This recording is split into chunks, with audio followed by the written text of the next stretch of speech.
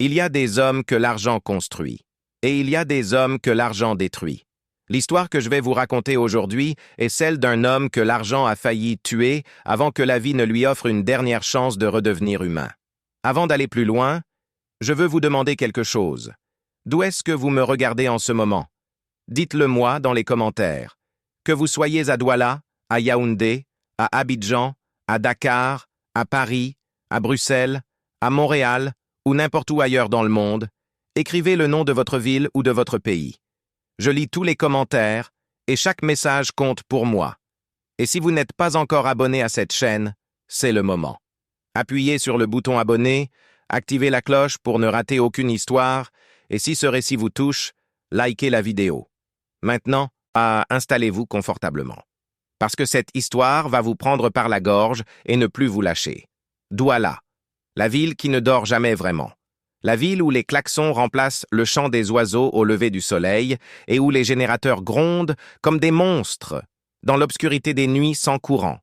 Une ville où les odeurs de poissons grillés, d'essence et de beignets de haricots se mélangent dans un balai permanent qui colle à la peau et à la mémoire.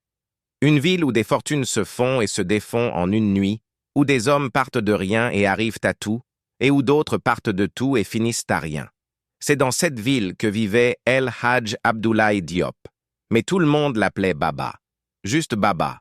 Ce prénom court, simple, presque tendre, ne correspondait en rien à la réalité de l'homme. Parce que Baba n'avait rien de tendre. Il avait les yeux durs comme deux cailloux noirs, une bouche qui souriait rarement et seulement quand il venait de faire une bonne affaire, des mains épaisses et sèches comme du cuir tanné, et un cœur que certains disaient recouvert de rouille. Il portait toujours des boubous d'un blanc immaculé, les plus chers du marché, des chaussures importées qu'on lui cirait chaque matin, et une montre en or dont il aimait à faire briller le cadran sous le soleil quand il parlait d'argent. Parce que Baba parlait toujours d'argent.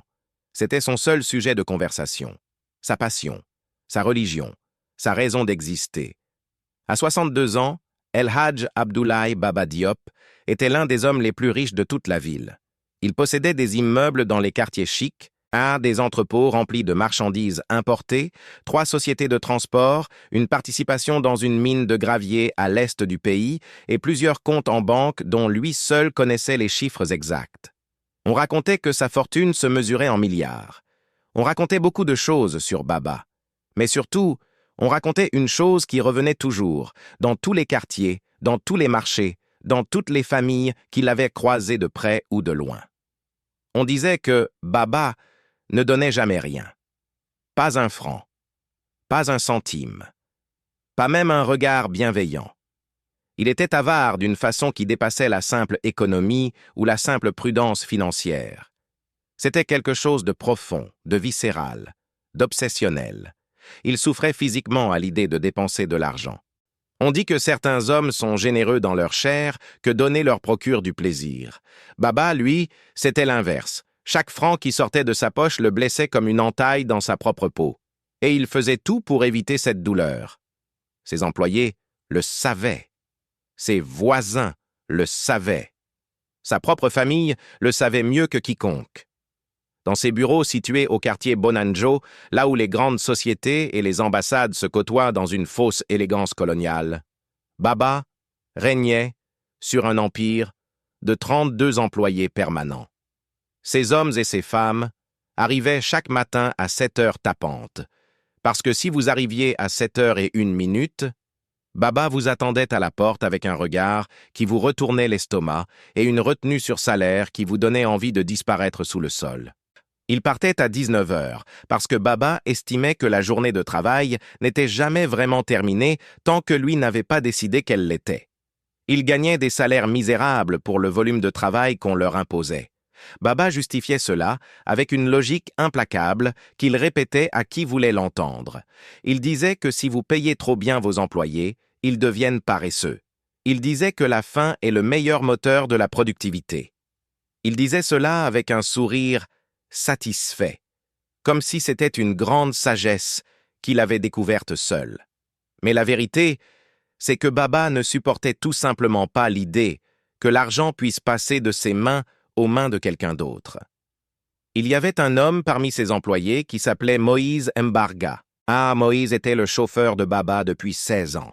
16 ans à conduire la Mercedes noire de Baba à travers les embouteillages monstres de Douala, à attendre des heures entières sur des parkings surchauffés pendant que Baba négociait des contrats, à conduire la nuit quand Baba avait une réunion tardive, à veiller le matin quand Baba voulait arriver avant tout le monde quelque part.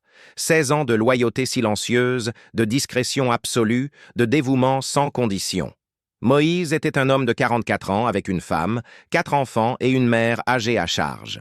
Il habitait à Makepe-Misoke, dans une maison qu'il louait depuis 10 ans avec le maigre salaire que Baba lui versait.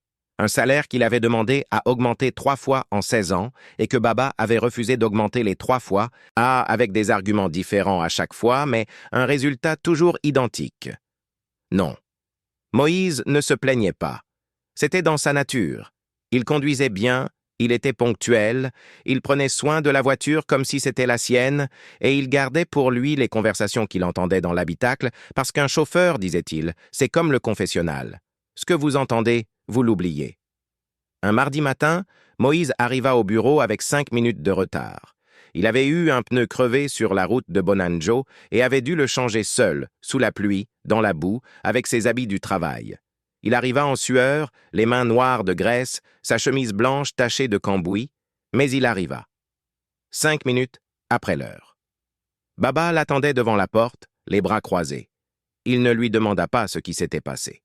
Il ne regarda pas l'état des habits de Moïse. Il dit juste, d'une voix plate et froide comme le béton d'un couloir de prison, que le retard ne serait pas toléré. Il lui dit que 5 minutes multipliées par le nombre de jours ouvrables dans un mois faisaient plus d'1 heure et demie de temps de travail perdu, et qu'il allait donc lui retenir 2500 francs sur son salaire de ce mois-ci. Moïse le regarda sans rien dire. 2500 francs. C'était moins que le prix d'un repas dans le restaurant où Baba allait déjeuner chaque midi. Mais pour Moïse, c'était la différence entre payer son loyer en entier ou devoir des excuses à son propriétaire. Il inclina la tête, dit « oui, monsieur », et alla se changer dans les toilettes du bureau. Mais ce n'était pas la première fois. Et ce ne serait pas la dernière. Quelques semaines plus tard, la voiture de Baba tomba en panne sur la route de Bonabéry. Moïse appela un mécanicien. Ils passèrent 2 heures à réparer le moteur et Baba, coincé dans sa voiture immobilisée, appela Moïse toutes les 10 minutes pour lui hurler dessus, comme si c'était lui qui avait sciemment sabordé le moteur. Quand la voiture fut réparée et que Baba arriva enfin à sa réunion avec 1 heure de retard, il rentra au bureau et convoqua Moïse.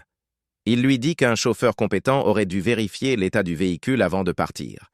Il lui dit qu'il était responsable de la panne. Il lui dit qu'il allait lui retenir le coût de la réparation sur son salaire. 45 000 francs répartis sur 3 mois. Moïse ouvrit la bouche. Il dit doucement que la voiture avait un problème d'injection qui existait depuis plusieurs mois et qu'il avait signalé par écrit, que Baba n'avait jamais autorisé la révision complète parce qu'il trouvait le devis trop élevé et que c'est précisément ce problème qui avait causé la panne d'aujourd'hui. Baba le regarda d'une façon qui fit regretter à Moïse d'avoir ouvert la bouche. Il lui dit qu'il était impudent. Il lui dit qu'un employé qui répond à son patron mérite d'être remercié. Il lui dit qu'il avait jusqu'à la fin de la semaine pour trouver un autre emploi. 16 ans. Et une panne de voiture que Moïse n'avait pas causée. Voilà ce que ça avait coûté. Le jour où Moïse rendit les clés de la Mercedes, il ne dit rien. Il n'était pas du genre à pleurer en public ou à faire des scènes. Mais avant de partir, il prit le temps de garer la voiture, de la nettoyer intérieurement, d'essuyer le tableau de bord et de laisser les clés sur le bureau de Baba avec juste un mot écrit sur un bout de papier arraché d'un carnet. Le mot disait simplement « Merci pour les leçons. Moïse ». Baba lut le mot, le froissa et le jeta dans la corbeille. Il appela son assistant dans l'heure qui suivit pour lui demander de trouver un nouveau chauffeur, de préférence quelqu'un qui n'avait pas encore beaucoup d'expérience et à qui on pouvait proposer un salaire bas. Il dit cela avec la même intonation qu'il aurait utilisée pour commander un café. L'avarice de Baba ne s'arrêtait pas à ses employés. Elle s'étendait à tout ce qui l'entourait, comme une maladie qui contamine tout ce qu'elle touche. Dans le quartier où il avait grandi, au plateau, il y avait une mosquée qu'il fréquentait chaque vendredi. Le comité de gestion de la mosquée avait lancé une collecte pour refaire le toit qui menaçait de tomber à la prochaine saison des pluies. Ils avaient besoin de 2 millions de francs. Ils avaient déjà récolté 1 800 000 auprès de simples fidèles, de petits commerçants, d'artisans et de fonctionnaires qui donnaient chacun selon leurs moyens. Il manquait 200 000 francs. L'imam demanda à Baba. Tout le monde savait que Baba était l'homme le plus riche de l'Assemblée. Tout le monde pensait que 200 000 francs pour un homme de sa fortune, c'était comme demander à un fleuve de donner un verre d'eau. Baba dit qu'il était très occupé en ce moment et qu'il verrait. L'imam revint une deuxième fois. Baba dit que ses affaires traversaient une période difficile. Ce qui était un mensonge tellement flagrant que les gens qui l'entendirent eurent honte pour lui. Une troisième fois, l'imam envoya 2 membres du comité. Baba les reçut dans son bureau, leur offrit 2 verres d'eau sucrée et leur dit solennellement qu'ils pouvaient contribuer à hauteur de 5 000 francs. 5 000 francs. Pour un homme dont la montre en or valait plus de 2 millions. Les 2 membres du comité remercièrent poliment et partirent. Et dans tout le quartier, l'histoire fit le tour des maisons comme une flamme dans un champ de paille sèche. Chacun l'entendait et secouait la tête avec ce mélange de mépris et de pitié qu'on réserve aux hommes qui ont oublié d'être humains. Mais l'histoire, qui resta la plus longtemps dans les mémoires, celle qui circulait encore des années plus tard comme un avertissement qu'on raconte aux enfants pour leur enseigner ce qu'il ne faut jamais devenir, c'était l'histoire de la marchande de beignets. Elle s'appelait Mama Henriette. Elle avait un stand au coin de la rue qui longeait les bureaux de Baba. Chaque matin, elle arrivait avant l'aube avec sa grande marmite d'huile, ses bassines de pâte et sa table bancale, et elle vendait des beignets de haricots et des beignets de plantain, que les gens du quartier aimaient pour leur goût et pour le sourire de Mama Henriette, qui les accompagnait toujours gratuitement. Mama Henriette était veuve. Elle avait 6 enfants et une petite fille de 2 ans, dont elle avait la charge depuis que sa fille aînée était tombée malade. Elle gagnait sa vie franc après franc, beignet après beignet, avec la dignité simple des femmes qui ont décidé de ne jamais s'arrêter de se battre, quelle que soit la violence de la vie. Un matin, Baba passa devant son stand. Il était pressé, comme toujours. Il s'arrêta, attrapa un beignet de plantain directement dans la bassine, sans demander, le mangea en 3 bouchées et sortit un billet de 1 000 francs. Le beignet coûtait 150 francs. Il tendit le billet à Mama Henriette et dit qu'elle devait lui rendre 850 francs. Mama Henriette fouilla dans sa petite bourse. Elle avait de la monnaie, mais pas assez. Il lui manquait 200 francs. Elle dit à Baba, avec tout le respect du monde, qu'elle n'avait pas la monnaie exacte ce matin, qu'il pouvait prendre le beignet et qu'elle lui rendrait les 800 francs la prochaine fois qu'il passerait. Baba se figea. Son visage changea. Cet homme capable d'ignorer la souffrance d'un employé loyal pendant 16 ans, cet homme qui avait donné 5 000 francs à une mosquée délabrée sans la moindre honte, cet homme se figea devant une marchande de beignets à cause de 200 francs. Il dit qu'il ne faisait pas crédit. Il dit que si elle n'avait pas la monnaie, il reprendrait son beignet. Mama Henriette le regarda, stupéfaite. Il dit qu'il attendait. Elle lui rendit le billet de 1 000 francs et tendit la main pour récupérer le beignet. Mais le beignet était déjà mangé. Il n'existait plus. Baba haussa les épaules, prit le billet et dit que le compte y était, puisqu'il avait pris quelque chose qui valait 150 francs et qu'il lui avait donné 1 000 francs. Donc, elle lui devait 850 francs et elle devait les lui apporter à son bureau avant la fin de la journée où il enverrait quelqu'un récupérer la somme. Mama Henriette le regarda partir. Elle ne dit rien. Mais une femme qui vendait des beignets à côté d'elle avait tout entendu. Puis un homme qui attendait son sachet de beignets avait tout entendu. Puis un gardien d'immeuble qui passait par là avait tout entendu. Et avant midi, toute la rue savait. Et avant le soir, tout le quartier savait. Et le lendemain matin, les clients habituels de Baba qui venaient acheter leurs provisions dans ses boutiques avaient entendu parler d'un homme riche qui avait mangé le beignet d'une veuve et lui avait réclamé la monnaie. Certains se mirent à éviter ces boutiques. Pas tous. Pas assez pour lui faire mal économiquement. Mais assez pour que quelque chose commence à changer imperceptiblement dans la façon dont les gens le regardaient quand il traversait la rue. Baba ne le vit pas. Ou plutôt, il ne voulut pas le voir. Les hommes comme lui ont une façon particulière de ne voir que ce qui les arrange. Dans sa maison, dans le quartier résidentiel de Bonapriso, où les villas se cachent derrière des murs hauts et des jardins bien entretenus, Baba vivait seul. Il avait été marié une fois, 20 ans plus tôt, à une femme douce et belle, qui s'appelait Fatou. Fatou avait tenu 7 ans. 7 ans à essayer de rendre vivable une maison qui ressemblait à un coffre-fort. 7 ans à demander des fonds pour faire les courses et se faire questionner comme une suspecte sur chaque achat. 7 ans à ne jamais pouvoir inviter des amis ou de la famille parce que Baba trouvait toujours une raison de ne pas vouloir qu'on mange chez lui aux frais de sa bourse. 7 ans à regarder son mari transformer leur foyer en un lieu sans chaleur, sans rire, sans partage. Elle était partie en emportant leur fils, un garçon de 5 ans qui s'appelait Serge. Baba ne l'avait pas suivi. Il ne s'était pas battu pour garder son fils. Il avait calculé, consciemment ou pas, que nourrir et éduquer un enfant coûtait de l'argent. Et il avait laissé partir Fatou et Serge sans prononcer un mot de trop. Des années passèrent. Serge grandissait ailleurs, dans les bras d'une mère qui compensait l'absence du père par une présence totale et un amour qui ne mesurait rien. Baba ne cherchait pas à voir son fils. Il envoyait parfois une somme dérisoire que Fatou acceptait pour Serge sans jamais demander plus, parce qu'elle avait assez de fierté pour ne pas supplier un homme qui avait choisi l'argent plutôt que sa propre famille. Mais l'avarice de Baba n'était pas seulement une affaire de sous et de centimes. C'était une philosophie de vie entière. Il pensait que la générosité était une faiblesse. Il pensait que donner, c'était perdre. Il pensait que les gens qui tendaient la main méritaient ce qui leur arrivait. Il n'avait aucune compassion pour ceux qui souffraient. Dans sa tête construite comme un livre de contes, chaque malheur avait une explication rationnelle que la personne en question aurait pu éviter si elle avait été plus prudente, plus travailleuse, plus économe. Il disait souvent, quand quelqu'un lui parlait de quelqu'un dans le besoin, qu'il ne fallait pas nourrir la paresse des autres avec l'argent qu'on avait eu du mal à gagner. Il disait cela avec la conviction tranquille des gens qui n'ont jamais manqué de rien et qui confondent leur chance avec leur mérite. Sa sœur s'appelait Agnès.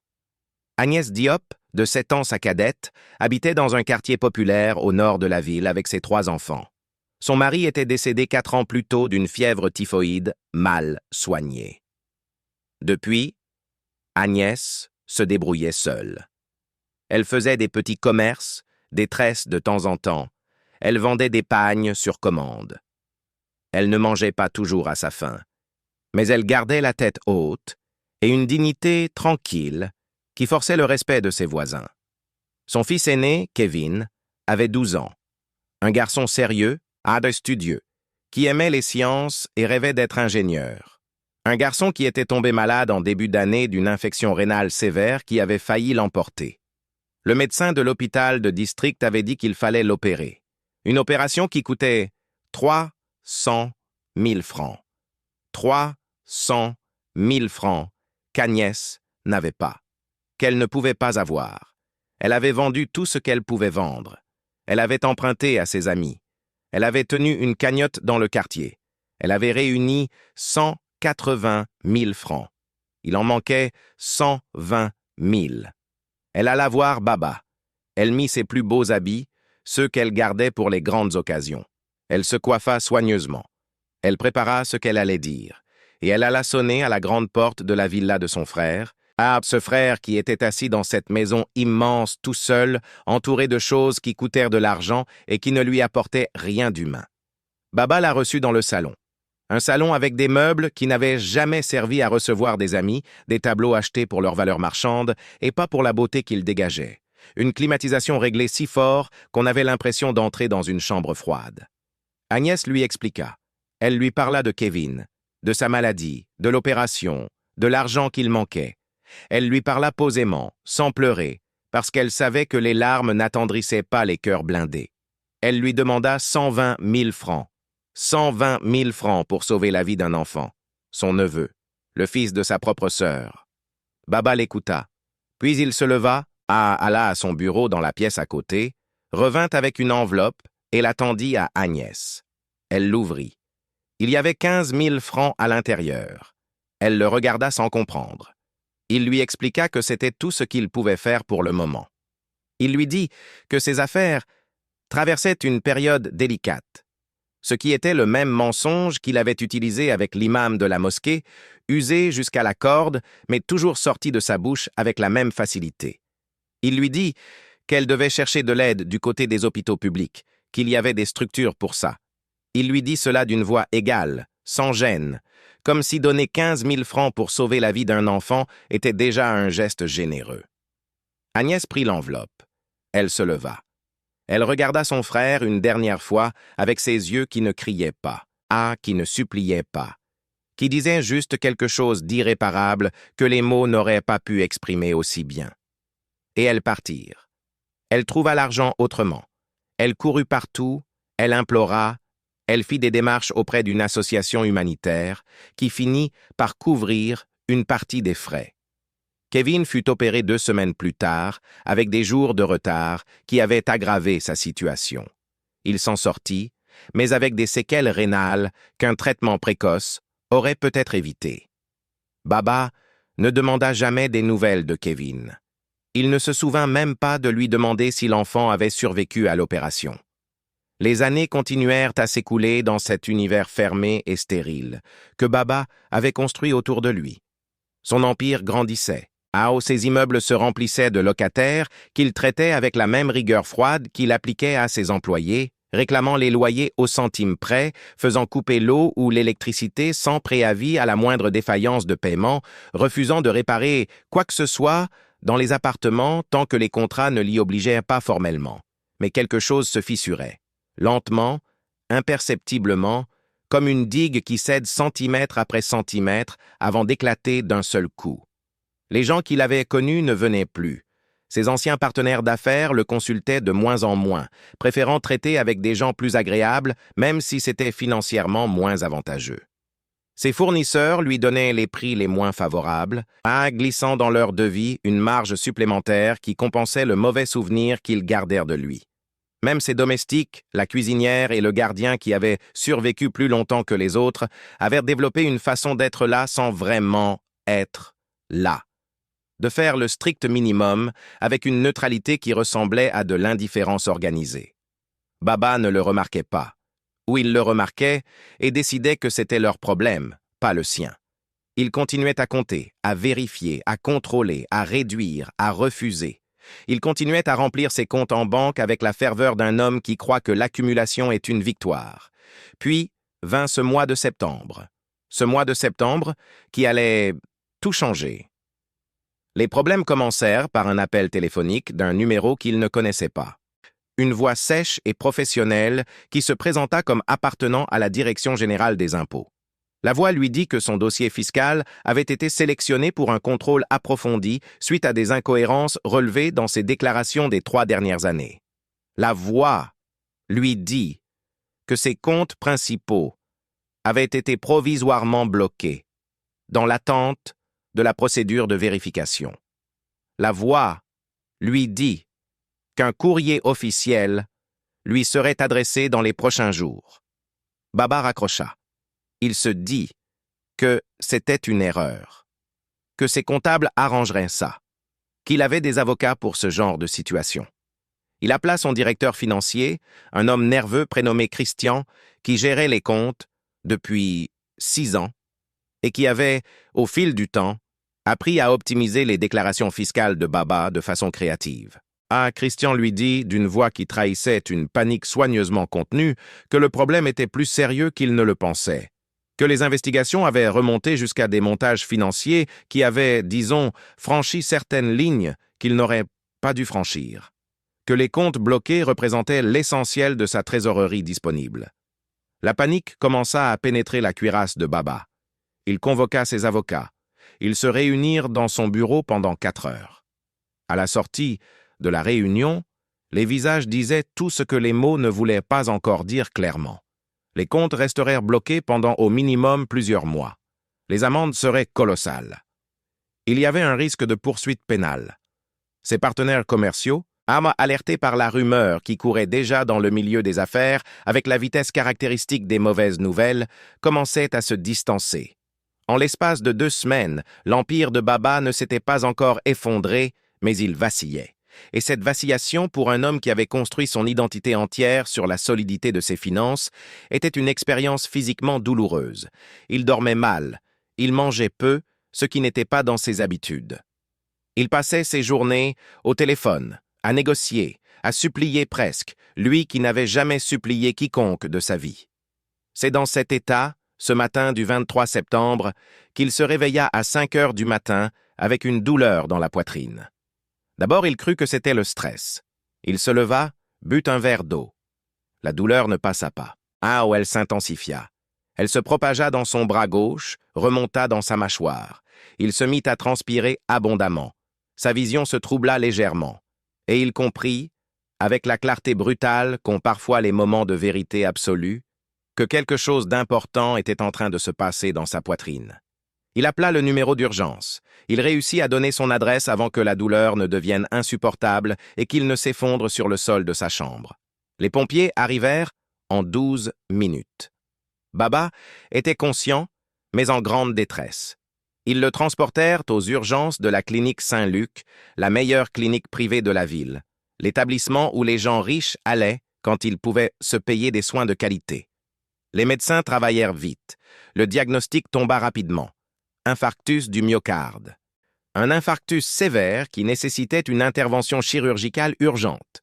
Une opération délicate au cœur qui devait être réalisée par un spécialiste de haut niveau. Le directeur médical de la clinique vint lui parler personnellement. Il lui dit que son état était grave, mais qu'une intervention rapide avait de bonnes chances de le sauver. Il lui dit que la clinique avait la chance d'avoir en ce moment un chirurgien cardiologue d'une compétence exceptionnelle, un homme qui avait fait ses études en France et ses spécialisations à Paris et à Lyon, un homme dont le nom était connu dans toute l'Afrique centrale dans le domaine de la chirurgie cardiaque. Il dit que ce chirurgien s'appelait le docteur Serge Diop. Baba entendit le nom. Il se figea sur son lit d'hôpital avec des électrodes sur la poitrine et un masque à oxygène sur le visage.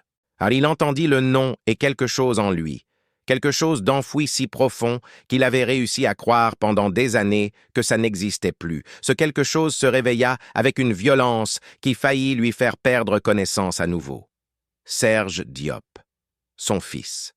Son fils, qu'il avait laissé partir à 5 ans dans les bras de sa mère sans se battre pour le garder. Son fils, qu'il n'avait pas vu en 20 ans. Son fils, qui était là, dans cet hôpital, avec un scalpel dans la main et le pouvoir de le sauver ou de le laisser mourir. Le directeur médical lui demanda s'il autorisait l'intervention du docteur Diop. Baba ne répondit pas tout de suite. Il tourna la tête vers la fenêtre. Dehors, la ville de Douala continuait sa vie bruyante et indifférente. Ses klaxons, ses marchands ambulants, ses bus bondés. La vie continuait sans lui, comme elle avait toujours continué sans tenir compte de ses comptes en banque ou de son absence de générosité. La vie continuait, et lui, il était allongé dans un lit avec un cœur qui lâchait et son fils qu'il ne méritait pas comme seule chance de survie. Il dit oui. Le directeur médical sortit.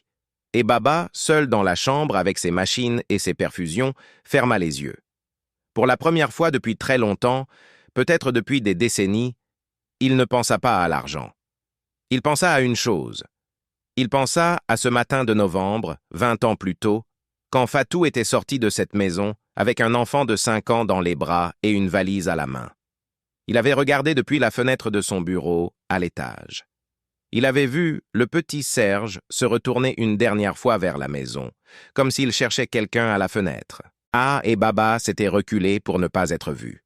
Cette image, qu'il avait soigneusement entassée sous des couches de chiffres et de transactions et de contrats, remonta dans toute sa netteté douloureuse. Un enfant de 5 ans qui cherchait son père à une fenêtre et ne le trouvait pas. Le docteur Serge Diop entra dans la chambre 2 heures plus tard. Il avait 30 ans. Grand, mince, avec les yeux de sa mère et quelque chose dans la mâchoire, dans la façon de tenir la tête, qui rappelait Baba à lui-même. Il portait une blouse blanche et tenait un dossier médical.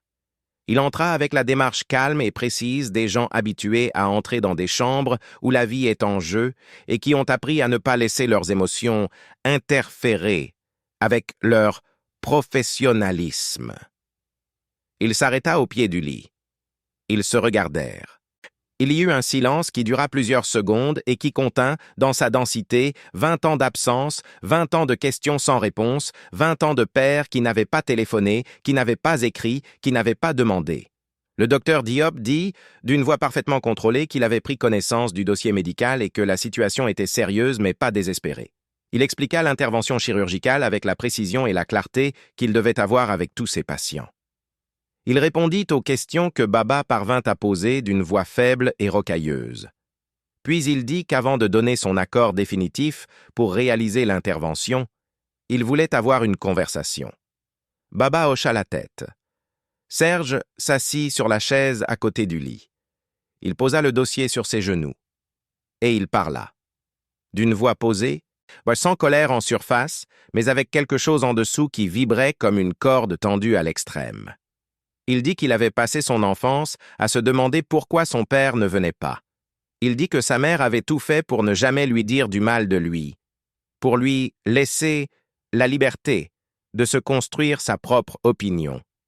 Il dit qu'il avait travaillé dur parce que sa mère lui avait appris que personne ne viendrait lui faciliter la vie et qu'il fallait mériter chaque chose. Il dit qu'il avait fait des études de médecine avec des bourses qu'il avait gagnées par lui-même, qu'il avait dormi dans des chambres d'étudiants minuscules en France pendant des années d'internat, qu'il avait mangé des sandwichs froids et bu du café insipide dans des couloirs d'hôpitaux à 3 heures du matin pendant des gardes de 48 heures. Il dit tout cela sans se plaindre, juste pour que Baba comprenne que ce qu'il était devenu, il l'avait construit seul, sans lui. Puis il dit la chose qui allait déterminer si Baba vivait ou mourait. Il dit qu'il acceptait de faire l'opération, parce qu'il était médecin, et que son devoir était de soigner, parce que laisser mourir quelqu'un qu'il pouvait sauver, même quelqu'un qu'il avait abandonné, serait contraire à tout ce en quoi il croyait. Mais il posa une condition, une seule condition. Il dit que si Baba survivait à cette opération, il devait faire 2 choses. La première était de demander publiquement pardon à toutes les personnes qu'il avait humiliées, blessées ou abandonnées au cours de sa vie. Pas en privé, pas en cachette, pas dans une lettre que personne ne lirait. Publiquement.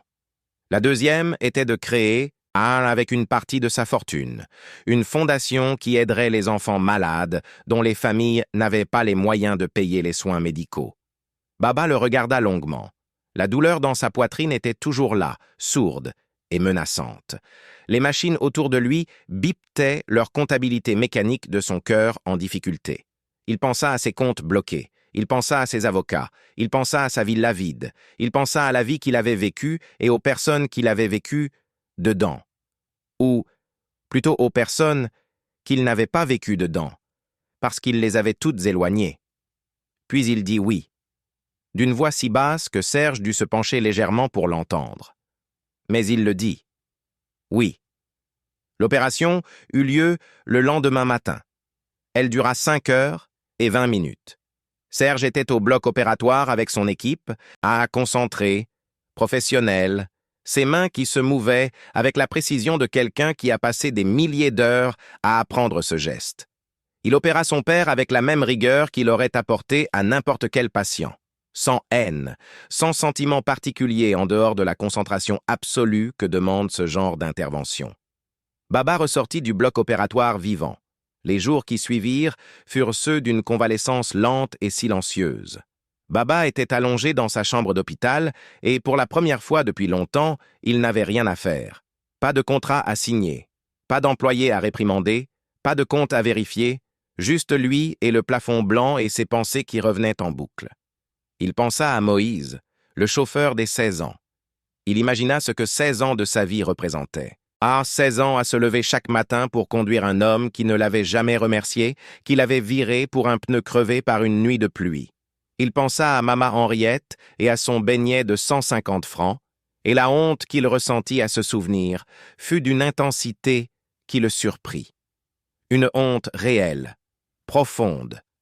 Pas la gêne superficielle qu'on ressent quand on a fait quelque chose de maladroit, mais la honte véritable qu'on ressent quand on réalise qu'on a été, à un moment précis de sa vie, véritablement méprisable. Il pensa à Agnès et à Kevin. Il pensa à la façon dont sa sœur l'avait regardé en repartant avec 15 000 francs dans une enveloppe pour aller soigner un enfant qui avait besoin de 120 000. Il se souvint de ses yeux ce jour-là. Pas en colère, pas en pleurs, juste avec ce regard qui disait, sans le dire, qu'il y avait une limite à ce qu'on pouvait appeler un être humain. Il pensa à Fatou, à leur vie ensemble qui aurait pu être belle et qui ne l'avait jamais été parce qu'il avait choisi l'argent plutôt qu'elle, à leur fils qu'il avait laissé partir et qui venait de lui sauver la vie. Il pensa à toutes ces personnes, à ces visages qui défilaient dans sa tête comme les pages d'un livre dont il était le personnage principal et pas le héros. Et il comprit quelque chose qu'il n'avait jamais voulu comprendre. Il comprit qu'il avait été seul, pas pauvre, pas malchanceux, pas victime, seul. Seul de sa propre faute, avec une solitude qu'il avait construite lui-même, brique après brique, rejet après rejet, centime après centime refusé. Il avait rempli ses comptes en banque et vidé sa vie. Serge venait lui rendre visite chaque jour. Ah, pas de longues visites. Juste les visites médicales d'un médecin qui vérifie l'état de son patient. Mais parfois, à la fin de ces visites, il restait un peu. S'asseyait sur la chaise. Et peu à peu, avec une lenteur qui ressemblait à quelqu'un qui s'avance sur une surface dont il n'est pas sûr qu'elle supporte son poids, une conversation commença à s'établir entre eux. Ce n'étaient pas des retrouvailles de cinéma avec des larmes et des accolades. Ce n'était pas facile. Ce n'était pas simple. 20 ans d'absence ne se réparent pas en une semaine de chambre d'hôpital. Mais c'était quelque chose. C'était un commencement. Serge parla de ses années d'études en France. Il parla de sa mère Fatou, qui était maintenant institutrice, à la retraite, et qui vivait dans une petite maison tranquille. Ah, il parla des choses qu'il avait aimées en Europe et de celles qui lui avaient manqué d'ici. Il parla avec la retenue de quelqu'un qui ne sait pas encore jusqu'où faire confiance, mais qui a décidé d'essayer. Baba écoutait. Pour une fois dans sa vie, il écoutait vraiment. Sans chercher l'avantage dans la conversation. Sans calculer ce que ça lui coûterait ou lui rapporterait. Il écoutait juste. Et lentement, quelque chose dans son visage se défit. Quelque chose de dur et de figé qui y avait résidé si longtemps qu'on aurait pu croire que c'était sa nature. Mais non. C'était juste une carapace. Et les carapaces finissent toujours par se fissurer quand elles rencontrent le bon ébranlement. 3 semaines après l'opération, Baba rentra chez lui. Sa villa lui parut différente. Peut-être parce qu'il la regardait avec des yeux différents. Ah, les meubles qui n'avaient jamais servi à recevoir des amis. Les tableaux achetés pour leur valeur et pas pour leur beauté. La climatisation trop froide dans un salon trop grand pour un seul homme. Il s'assit dans ce salon et il resta là un long moment sans rien faire. Puis, il appela son avocat et lui demanda de commencer les démarches pour créer une fondation. Il lui donna les grandes lignes. La fondation financerait les soins médicaux des enfants de familles défavorisées qui ne pouvaient pas payer les frais hospitaliers. Elle s'appellerait la fondation Kevin Diop, en l'honneur du neveu qu'il avait presque laissé mourir par avarice. Son avocat se permit de dire que c'était une belle initiative.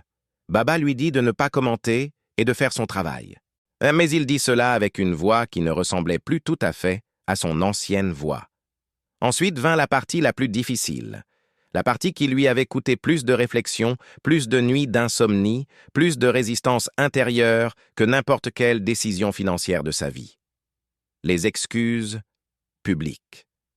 Il aurait pu chercher un moyen de les minimiser, de les formuler de façon vague et générale pour s'en débarrasser sans trop y mettre de lui-même.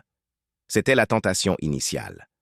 Mais quelque chose avait changé en lui.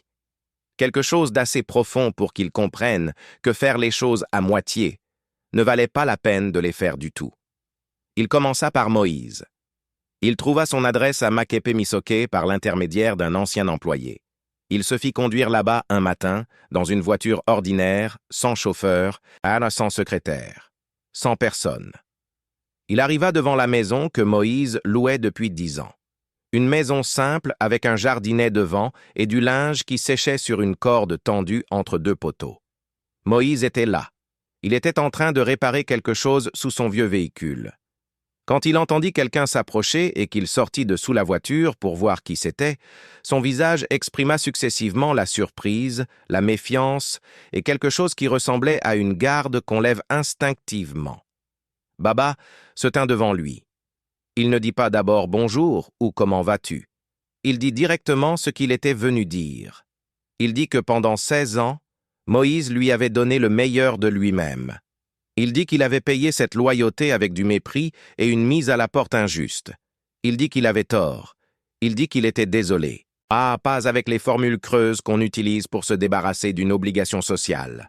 Avec des mots vrais, lents, qui semblaient lui coûter physiquement quelque chose à chaque syllabe.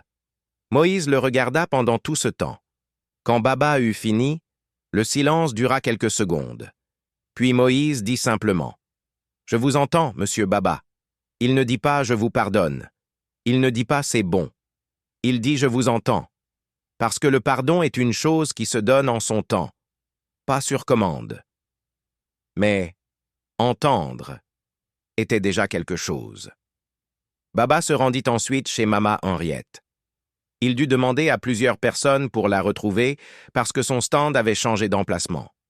Quand il arriva, elle était là avec sa grande marmite et ses bassines de pâtes et son sourire qui n'avait pas changé malgré tout ce que la vie lui avait fait traverser. Il s'arrêta devant elle. Mama Henriette le reconnut immédiatement. Son sourire ne disparut pas, mais ses yeux changèrent légèrement, avec une vigilance silencieuse. Il lui dit ce qu'il était venu dire. Il lui dit que ce qu'il avait fait ce matin-là était indigne, que manger le beignet d'une femme et lui réclamer la monnaie, c'était une petitesse dont il avait honte. Il dit qu'il lui devait des excuses et quelque chose de plus concret. Il posa une enveloppe sur sa table. Dedans, il y avait de quoi lui permettre de s'acheter une marmite neuve, une table stable et du matériel pour tenir plusieurs mois sans s'inquiéter des fluctuations du marché. Mama Henriette regarda l'enveloppe. Puis elle leva les yeux sur Baba. Elle dit qu'elle n'avait pas besoin de son argent pour pardonner, qu'elle avait déjà pardonné depuis longtemps parce que garder de la rancune contre quelqu'un qui ne sait pas ce qu'il fait, c'est se faire du mal à soi-même inutilement.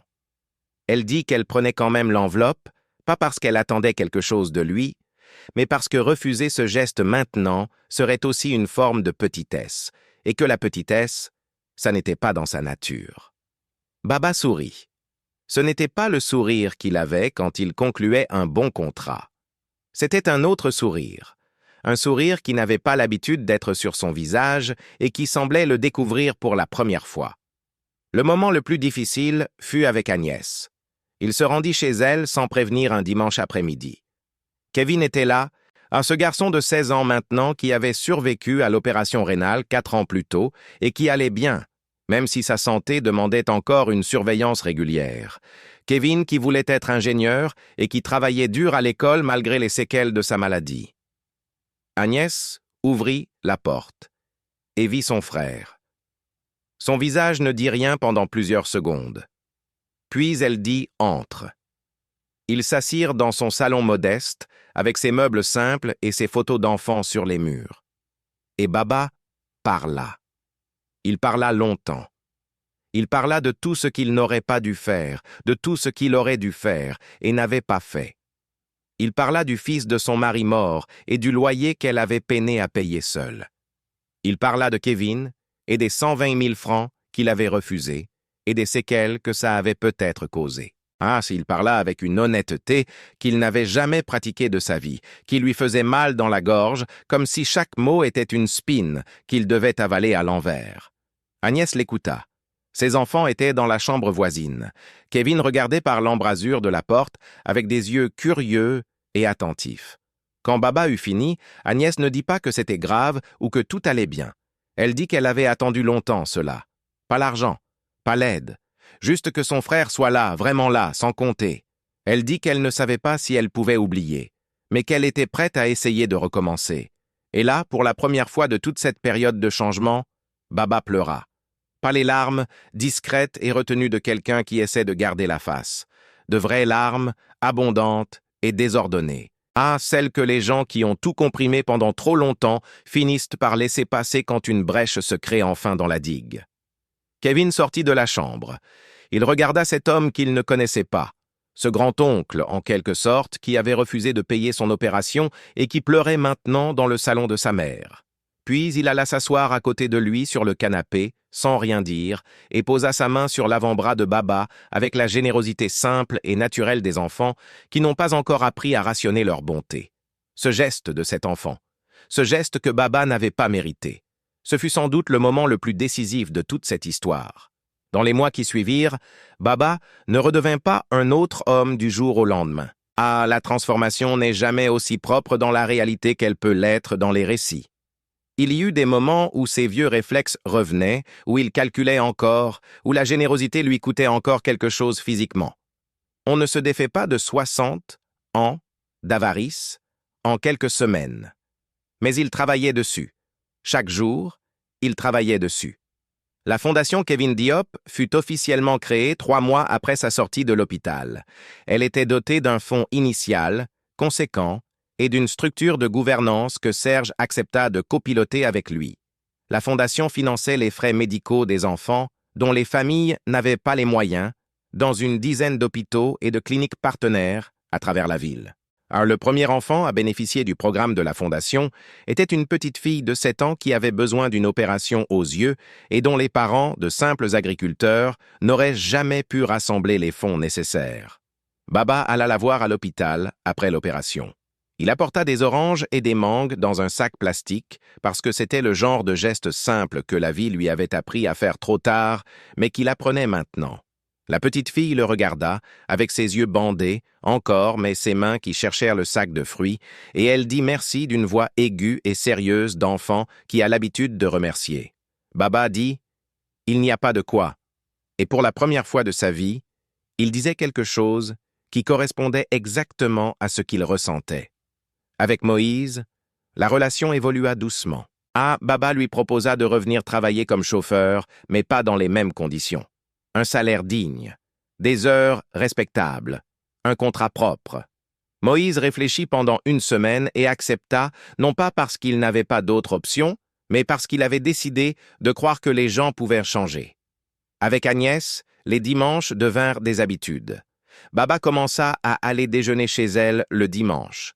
Des repas simples avec du riz et de la sauce gombo et des enfants qui couraient partout dans la petite maison. Des repas qui étaient l'exact opposé de ces grands dîners d'affaires solitaires dans sa villa trop grande. Ces repas dans cette maison modeste lui donnaient quelque chose que les millions n'avaient jamais pu lui donner. Une appartenance, un endroit où il était attendu.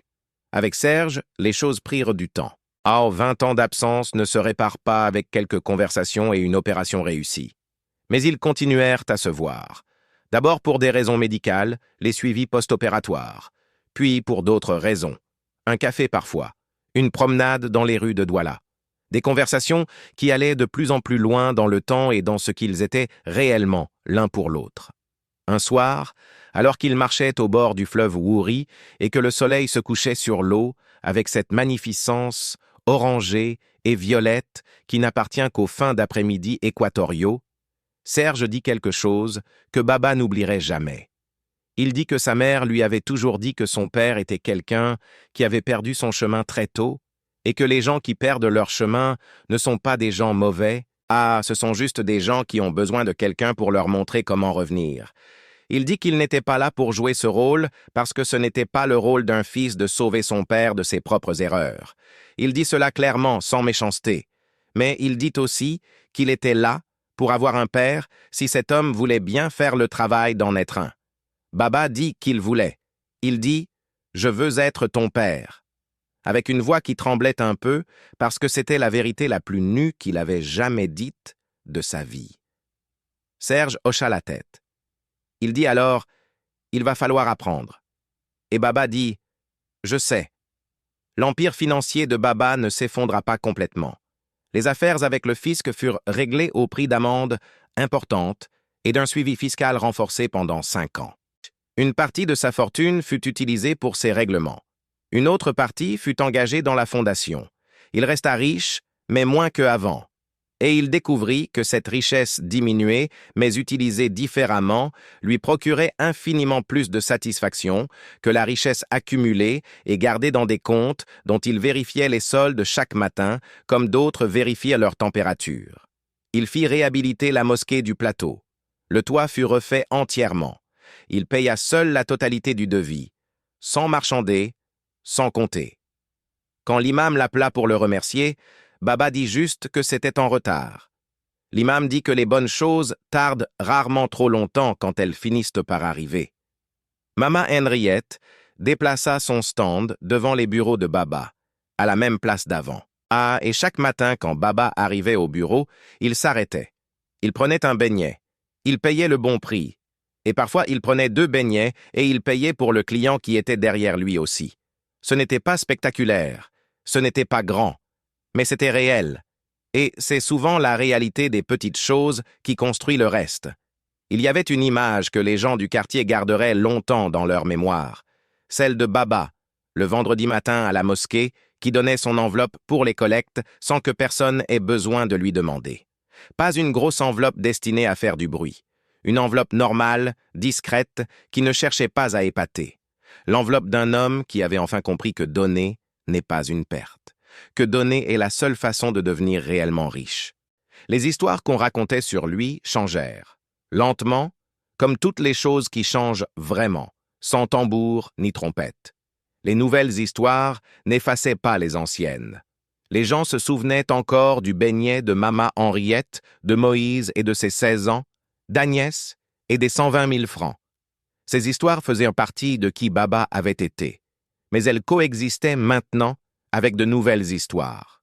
L'histoire de la petite fille aux yeux opérés. L'histoire de Moïse qui avait repris sa place avec un vrai contrat. L'histoire de Kevin qui avait reçu une bourse pour ses études d'ingénieur, financée discrètement par son grand-oncle sans que personne lui ait demandé. Un homme peut changer. Les gens disaient ça avec un mélange de surprise et de soulagement, comme si eux-mêmes avaient besoin d'y croire pour leurs propres raisons. La vie de Baba ne devint pas un conte de fées. Sa santé restait fragile après l'infarctus. Il prenait ses médicaments, suivait le régime que Serge lui avait prescrit et évitait le stress autant que possible, ce qui n'était pas toujours facile pour un homme qui avait passé 40 ans à se définir par ses affaires. Ses problèmes avec le fisc laissèrent des cicatrices administratives et financières qui prirent des années à se résorber. Mais il avait quelque chose qu'il n'avait pas avant. Il avait des gens autour de lui, des gens réels, qui venaient pour lui et pas pour ce qu'il pouvait leur donner. Enfin, qui venaient en partie pour ce qu'il donnait maintenant. Oui, parce que la générosité crée des liens qui n'existaient pas avant, mais des liens vrais, à tisser dans la confiance qui se reconstruit difficilement et qui est d'autant plus solide une fois là. Le soir de son anniversaire, son 63e, Serge organisa un dîner. Pas grand. Une vingtaine de personnes. Agnès et ses enfants, Kevin en tête, Moïse et sa famille. Fatou, qui vint de loin et qui était encore belle et digne, et qui serra la main de Baba sans sourire mais sans hostilité non plus, avec juste cette neutralité de quelqu'un qui a fait son deuil de quelque chose et qui peut maintenant être dans la même pièce sans que ça soit une guerre. Quelques anciens collègues que Baba avait cherché à recontacter et qui étaient venus prudemment, pour voir. Baba était assis à cette table et il regardait ces visages autour de lui. Cette chaleur qui existait dans cette pièce. Ces rires d'enfants. Cette conversation qui se croisait de partout. Ce bruit de vie que sa villa n'avait jamais connu. Serge leva son verre et dit simplement « Pour toi, papa, papa ». Ce mot que Serge disait pour la première fois depuis 20 ans, timidement encore, comme quelque chose qu'on essaye et qu'on repose doucement pour voir si ça tient. Baba tint son verre avec les 2 mains pour cacher que ses mains tremblaient légèrement. Et il dit merci, juste merci, adressé à tout le monde et à personne en particulier. Adressé peut-être à la vie qui lui avait rendu une chance qu'il ne méritait pas vraiment, mais qu'il entendait honorer jusqu'au bout. Voilà l'histoire d'El Hadj Abdoulaye Baba Diop. L'histoire d'un homme que l'argent avait fabriqué et que l'argent avait failli tuer. L'histoire d'un homme qui avait mis toute sa vie à apprendre ce que les plus simples d'entre nous savent naturellement. que la vraie richesse n'est pas ce qu'on garde dans un coffre, que la vraie richesse, c'est ce qu'on donne et ce qu'on reçoit en retour. C'est le sourire de Mama Henriette. C'est la main de Kevin sur son bras. C'est la voix de Serge qui dit « Papa » pour la première fois en 20 ans. L'argent peut acheter une villa, mais il ne peut pas acheter une maison. Parce qu'une maison, c'est les gens dedans. L'argent peut payer un repas. Mais il ne peut pas acheter la teranga, cette façon d'être avec les gens qui est la richesse la plus ancienne de nos cultures, cette hospitalité de l'âme qui se transmet de génération en génération et qui ne se négocie pas, qui ne se stocke pas, qui ne se capitalise pas, elle se vit, elle se donne. Ah, elle revient. Baba l'avait oublié pendant 60 ans, et la vie avait dû lui envoyer un infarctus pour lui rappeler. C'est peut-être cela la vérité la plus dure de cette histoire. On n'a pas toujours besoin d'un infarctus pour comprendre. La plupart du temps, on n'a besoin de rien d'autre que d'ouvrir les yeux sur ce qui est déjà là et de choisir, chaque jour, d'en être digne. Maintenant, je veux vous parler directement. Cette histoire, je l'ai racontée pour vous, pas pour vous divertir, seulement, même si je veux, que vous ayez été captivés de la première à la dernière seconde. Je l'ai racontée parce que Baba existe, pas sous ce nom, pas dans cette ville exactement, mais Baba existe dans chaque quartier, dans chaque famille, dans chaque bureau et chaque marché, et chaque rue de chaque ville de notre continent. Et parfois, si on est honnête, Baba existe en nous. Pas toujours de façon aussi extrême, mais il y a en nous, par moments, ce réflexe de fermer la main, de calculer avant de donner, de choisir ce qu'on garde plutôt que ce qu'on partage. Cette histoire m'a touché personnellement, parce que je crois profondément que nos sociétés portent quelque chose de précieux que le monde moderne menace d'effacer. Cette capacité à prendre soin les uns des autres, cette solidarité qui était notre fondation, avant que l'individualisme, venu d'ailleurs ne nous convainque que chacun pour soi, était une sagesse. Ce n'est pas une sagesse, c'est une amputation. Baba a failli se laisser amputer de tout ce qui compte vraiment. Et il a eu la chance, à 62 ans, de retrouver ce qui avait été coupé. Certains n'ont pas cette chance. Certains s'endorment un soir entourés de leur argent et de leur solitude et ne se réveillent jamais. Et personne ne vient veiller à leur chevet parce qu'ils ont passé leur vie à éloigner les veilleurs. Je vous pose une question ce soir. Une seule. Qu'est-ce que vous gardez qui devrait être donné? Ce n'est pas forcément de l'argent. Ce peut être du temps, de l'attention, un appel téléphonique à quelqu'un qui attend de vos nouvelles depuis trop longtemps. Un pardon que vous retenez et qui vous pèse autant qu'il pèse à l'autre. Une main tendue que vous n'avez pas encore tendue. Baba a attendu un infarctus. Vous n'êtes pas obligé d'attendre aussi longtemps. Partagez cette histoire avec quelqu'un qui en a besoin. Pas pour lui faire la leçon. Juste pour lui dire que parfois les histoires des autres nous rappellent quelque chose d'important sur nous-mêmes. Et maintenant, dites-moi dans les commentaires ce que vous avez pensé de cette histoire. Qu'est-ce qui vous a le plus touché? Quel moment vous a pris à la gorge? Est-ce que vous connaissez un baba dans votre vie? Est-ce que vous avez déjà été un peu baba vous-même? Dites-le sans honte. C'est dans l'honnêteté qu'on grandit. Je lis chaque commentaire. Chaque commentaire compte pour moi, comme chaque beignet comptait pour Mama Henriette. Et si vous n'êtes pas encore abonné, abonnez-vous maintenant. Activez la cloche. Likez cette vidéo si elle vous a touché. Et dites-moi d'où vous me regardez. Car savoir d'où vous venez, c'est une façon de vous connaître. Et vous connaître, pour moi, c'est déjà une forme de teranga. À bientôt pour la prochaine histoire.